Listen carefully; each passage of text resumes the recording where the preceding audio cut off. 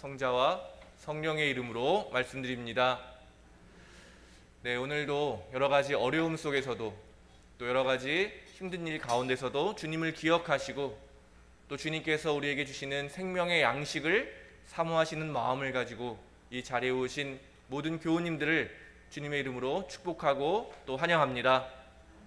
오늘 예수님께서 성경 말씀을 보면 나에게 오는 사람은 결코 배고프지 않고 나를 믿는 사람은 결코 목마르지 않을 것이다, 이렇게 말씀하셨는데요. 오늘 이 자리에 예배에 참석하신 여러분의 허기가 채워지는 그런 은총의 시간이 되기를 바랍니다. 우리 안에 있는 정말 무엇으로도 채울 수 없는 그런 갈증과 갈망들이 예수님을 통해서 만족될 뿐만 아니라 차고 넘쳐서 온 세상으로 흘러 넘쳐가는 그런 축복의 시간이 되기를 간절히 바랍니다.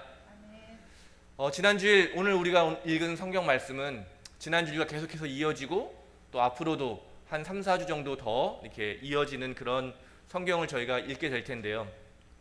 5천 명을 먹이시는 사건, 지난주에 제가 설교 드릴 때 출애굽을 하던 그 사건과 같이 좀 연결해서 살펴보면 좀 더 이해하기 쉽다 말씀드렸고요. 또 우리가 드리고 있는 이 감사 성찬례도 그런 5천 명을 먹이신 그 사건, 그 의미와 굉장히 많은 부분을 공유하고 있기 때문에 오늘도 말씀을 좀 나눌 때에 그런 출애굽의 생생한 사건들, 또 오늘 우리가 드리고 있는 이 예배를 같이 기억하시면서 오늘 말씀을 함께 좀 더 살펴보고자 합니다. 오늘 예수님을 찾아온 사람들이 빵을 요청하면서 예수님도 말씀하시는 거죠. 너희는 빵을 더 먹고 싶은 이 배고픔을, 그러니까 그런 어떤 안정의 욕구, 정말 내가 배고프지 않고 싶은 그런 욕구를 가지고 나를 찾아왔는데 기적의 의미는 그것이 아니다, 이렇게 이야기하니까 이들은 요청하는 거죠. 그럼 무슨 기적을 보여주겠습니까? 우리 조상들이 광야에 있을 때 에집트를 탈출해서 약속의 땅으로 가는 그 여정 가운데 경험했던 그 기적과 같은 그 무엇을 좀 보여주십시오 라고 요청하는 장면이 나오는데요. 사실 보면 출애굽기를 잘 살펴보면 출애굽기와 민수기, 그 광야 생활하는 동안에 나오는 기적들은 어떻게 보면 그 사람들의 불신, 사람들의 불평, 실패를 하나님께서 통해서 드러내신 게 기적이거든요. 좀 구체적으로 살펴보면 처음 모세가 그 기적을 경험하죠. 불붙는 떨기 나무 앞에서, 그 자체가 기적이지만 또 뱀으로 변하기도 하고, 갑자기 손이 이렇게 집어넣었다가 빼니까 병에 들였다가 다시 낫기도 하고, 그런 기적을 경험하면서도 모세는 계속 하나님께 저는 갈 수 없습니다, 저는 할 수 없습니다 라고 자신의 계속해서 그런 이야기를 할 때 하나님이 기적을 통해서 그에게 용기를 불어 넣어 주십니다. 또 우리가 잘 알고 있는 이집트가 경험한 10가지 재앙도 파라오가 계속해서 고집을 부리기 때문에 그 고집을 꺾기 위한 하나님의 기적의 사건이 일어나는 것입니다. 또 광야에서 끊임없이 백성들은 불평하면서 먹을 것을 달라, 목마르니 물을 달라, 계속 모세를 괴롭혔다고 성서가 이야기합니다. 그렇게 그들이 실패하고 불평할 때마다 하나님께서는 기적을 베푸셔서 그들에게 하나님이 어떤 분이신지 기억하게 해주시고 또 그것을 통해서 하나님을 경험했던 것입니다. 근데 결국 오늘 예수님이 말씀하시는 것처럼 사실은 그 기적에 집중하는 것이 아니라 기적이 왜 일어났는지, 또 기적을 일으키신 하나님이 어떤 분인지를 더 중요하게 생각해야 되는데 사람들은 계속해서 여전히 그 기적에만, 놀라운 일에만 이렇게 시선이 가 있는 것이죠. 출애굽기 10장 1절에서 2절까지 이렇게 기록되어 있습니다. 야훼께서 모세에게 이르셨다.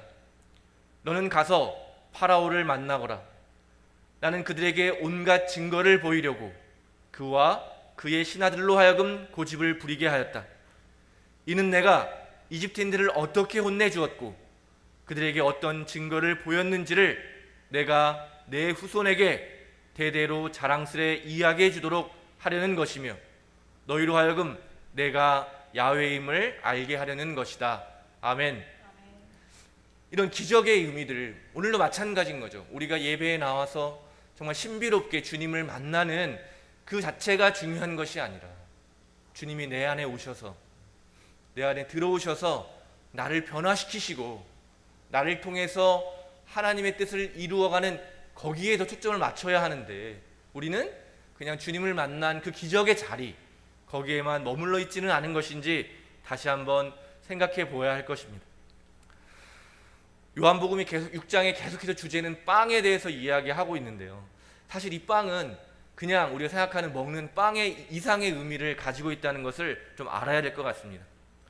오병이어의 이야기는 오늘 읽은 요한복음뿐만 아니라 공관복음이라고 하는 마르코, 마태, 루가 모든 4복음서에 다 기록이 되어 있는데요, 먼저 요한복음에 오늘 읽은 6장 이전에 4장에 보면 사마리아 여인을 만나는, 그래서 그 여인과 대화하는 장면이 나오는데요, 그때 제자들은 먹을 것을 구하러 잠시 갔고 예수님 혼자 있다가 이 사마리아 여인을 만나게 돼요. 그래서 다시 제자들이 돌아와서 예수님이 양식을 줄 때 예수님이 이렇게 말씀하십니다. 요한복음 4장 34절인데요. 나를 보내신 분의 뜻을 이루고 그분의 일을 완성하는 것이 내 양식이다. 아멘. 그러니까 예수님이 빵이라고 하는 것, 양식을 어떻게 생각하고 계셨는지를 좀 알 수 있는 거죠.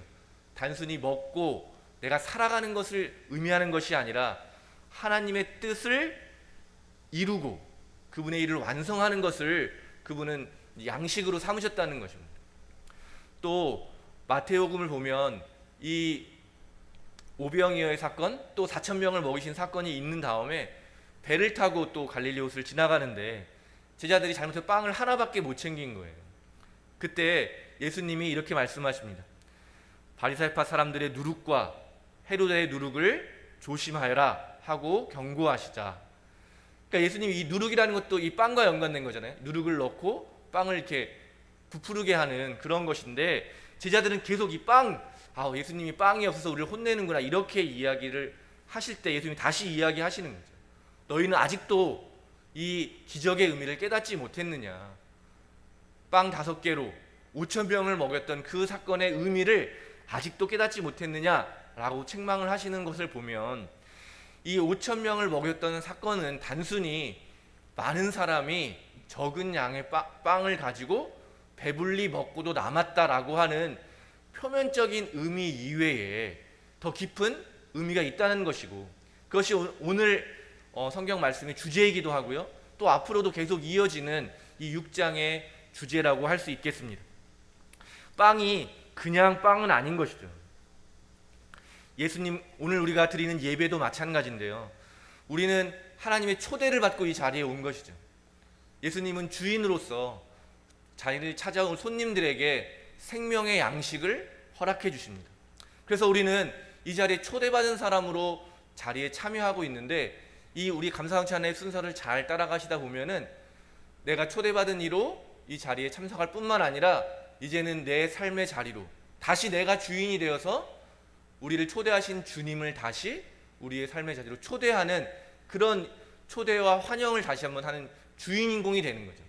그러면서 우리 옆에 있는 이웃들도 초대하는, 그러니까 우리의 예배는 초대하고 초대받고 또 그것을 수락해서 다시 한번 그 자리로 나아가고 서로가 서로에게 가장 중요한 것들을 내어주는 그런 초대와 환대의 자가 계속해서 일어나고 있는 것이죠.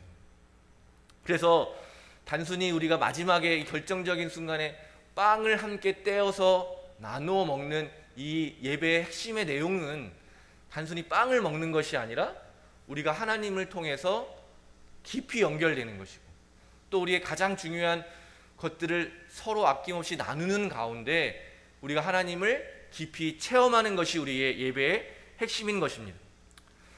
우리 동양의 유명한 어떤 이야기가 있죠.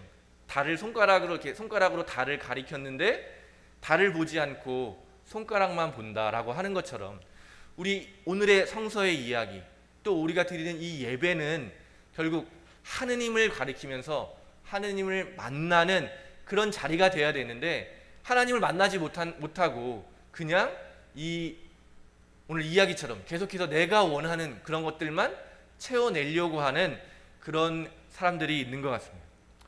우리는 예배를 통해서 또 말씀을 통해서 오늘 이 예수님을 만났던 사람들은 경험하지 못했던 예수님을 통해서 드러나는 하느님, 그분의 뜻과 또 그분의 통치를 우리는 보아야 하는 것입니다. 그러나 백성들은 그것을 보지 못하고 계속해서 예수님에게 빵만 요구하고 있는 것입니다. 오늘 우리 예배에 나오신 여러분에게 결국 우리는 이런 질문을 스스로에게 던져야 하는 것이죠. 나는 지금 무엇을 바라보고 있는가? 또 내가 정말 이 예배를 통해서 채워야 하는 나의 허기와 나의 갈증, 갈망은 무엇인가? 예수님께서 광야에서 유혹을 받으실 때 사람은 빵으로만 사는 것이 아니라 하나님의 말씀으로 사는 것이다 라고 하신 말씀을 우리 함께 기억했으면 좋겠습니다. 우리가 말로는 이렇게 그것이 뭔지를 알고는 있는 것 같지만 우리는 계속해서 사실 빵에만 머물러 있는 것은 아닐까. 오늘 출애굽에서 제가 나눠드렸던 것처럼 하나님의 기적은 우리의 한계와 실패를 통해서 경험하게 되는 것이죠. 그래서 우리가 한계와 실패를 통해서 경험한 그 기적에만 머무는 것이 아니라 우리가 그 한계와 실패를 통해서 만난 하느님을 붙들고 그분의 뜻이 이제는 우리의 삶에 이루어지기 위해서 살아가는 것. 계속해서 말씀드리지만 사도 바울로의 고백처럼 이제는 내가 사는 것이 아니라 내 안에 사는 예수 그리스도가 사는 것이다 라고 하는 고백을 하는 것이 영원한 생명에 이르는 문이 되는 것이고, 예수님은 이것을 위해서 이 땅에 오셔서 자신을 내어주시면서 또 자신의 삶을 통해서 끊임없이 사람들에게 하나님을 보여주고 하나님을 이야기하고 하나님 나라로 초대하고 계시는 것입니다. 우리가 살아가면서 잘 살 때도 있고 좀 어려울 때도 있지만 계속해서 우리가 무엇으로도 채울 수 없는 갈망을 느낄 때가 종종 있습니다. 여러분 그 갈망을, 여러분 아주 귀한 그 갈망을 잘 간직하시고 기억해 보시기를 바랍니다. 우리가 느끼는 그 갈망은 내가 만들어낸 것이 아니라 바로 하나님께서 우리를 만나기를 원하시는 그 갈망에서부터 시작되어서 그 갈망이 우리에게 전해지는 것입니다. 바로 우리가 그 무엇으로도 채울 수 없는 느끼는 갈망은 바로 하나님께서 우리를 사랑하시고 우리를 만나기를 원하신다고 하는 생생한 증거라고 이야기할 수 있습니다. 하나님께서 우리를 만나기를 원하시는 그 절절한 사랑이 결국 우리에게까지 전해져서 우리가 무엇인지 잘 알지 못하지만 또 우리가 생각하는 것이 아닌 무엇으로도 채울 수 없는 그 갈망을 만들어낸 것입니다. 그렇기 때문에 그 갈망을 무엇으로 채울 수 있겠습니까? 우리는 그것을 돈으로, 인기로, 다른 사람들에게 받는 인정으로 채우려고 하지만 그런 것들로는 결코 채울 수가 없습니다. 오직 하나님만이, 하나님의 사랑만이 그 갈망을 채울 수 있다는 것을 여러분 기억하시고, 오늘 이 예배 가운데 우리를 불러주시고 우리에게 잔치를 열어주시는 그 하나님을 여러분의 삶에 초대하시기 바랍니다. 주님께서 여러분의 삶에 들어가셔서 여러분과 함께 먹고 마실 뿐만 아니라 예수님께서 말씀하신 것처럼 하나님의 뜻을 이루고 하나님의 일을 완성하는 것을 양식으로 여기면서 영원한 생명을 누리시는 귀한 하나님의 자녀들이 다 되시기를 간절히 바랍니다.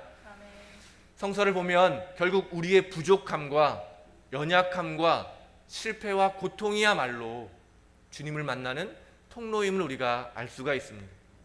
이스라엘의 끊임없는 실패를 통해서 하나님이 기적을 일으켜 주셨고 그걸 통해서 하나님이 어떤 분이신지 그들이 알았던 것처럼 우리의 삶에서도 보이지 않게 우리가 알아차리지 못했지만 일하셨던 그 하나님을 여러분 기억하시기를 바랍니다. 그래서 그분을 기억하고 오늘 우리가 고백하는 것처럼 우리를 위해서 이 땅에 오신 우리의 구원자 예수 그리스도, 그분을 통해서 우리에게 전해지는 하느님, 그분과 여러분 하나 되는 그런 축복의 시간이 되시기를 바랍니다.